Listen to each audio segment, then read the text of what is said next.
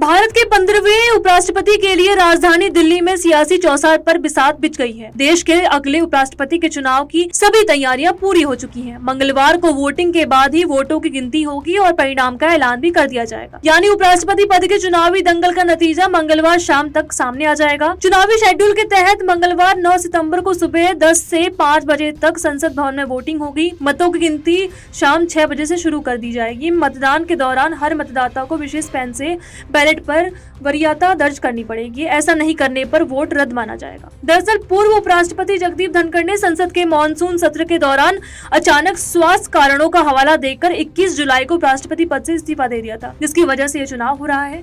मंगलवार को 50 दिन के बाद देश को नया उपराष्ट्रपति मिल जाएगा। बता दें कि उपराष्ट्रपति पद के लिए एनडीए की ओर से महाराष्ट्र के राज्यपाल सीपी राधाकृष्णन और इंडिया खेमे से सुप्रीम कोर्ट के रिटायर्ड जस्टिस सुदर्शन रेड्डी को प्रत्याशी बनाया गया है। संविधान के मुताबिक संसद के दोनों सदनों लोकसभा और राज्यसभा के वर्तमान सदस्य उपराष्ट्रपति का चुनाव करते हैं। खास बात यह है कि दोनों सदनों के लिए मनोनीत सांसद भी उपराष्ट्रपति चुनाव में मतदान कर सकते हैं। उपराष्ट्रपति पद के लिए हो रहे इस चुनाव में अगर एनडीए और इंडिया गठबंधन के आंकड़ों को देखें तो एनडीए का पलड़ा भारी है।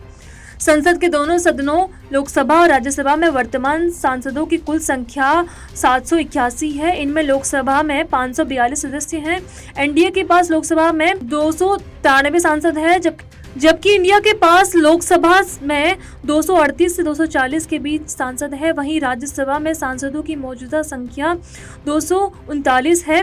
एनडीए के पास राज्यसभा में 129 सांसद है, जिनमें मनोनीत सदस्य शामिल हैं। इंडिया खेमे के पास उच्च सदन में 90 के आसपास ही संख्या है। ऐसे में लोकसभा और राज्यसभा दोनों सदनों के एनडीए के सदस्यों को मिलाकर सत्तारूढ़ गठबंधन के पास 422 सांसदों का समर्थन बन रहा है। यहाँ आंकड़ा बहुमत के 392 सांसदों के समर्थन की जरूरत से 47 अधिक है।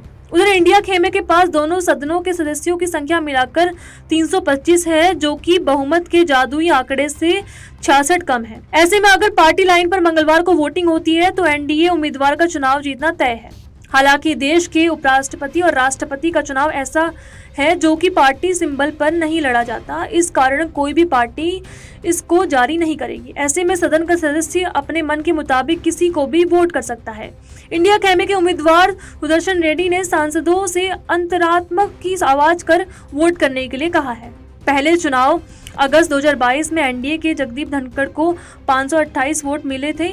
वहीं विपक्षी की मार्गरेट अल्वा को सिर्फ 182 वोट मिले थे। तब 56 सांसदों ने वोट नहीं डाला था। इस बार भी कई दलों के मतदान से दूर रहने की संभावना है। ऐसे में अगर बात पिछले 2 दशकों की करते हैं तो पहली बार संसद में विपक्ष की मजबूती से उपराष्ट्रपति के लिए इस बार मुकाबला करीबी माना जा रहा है।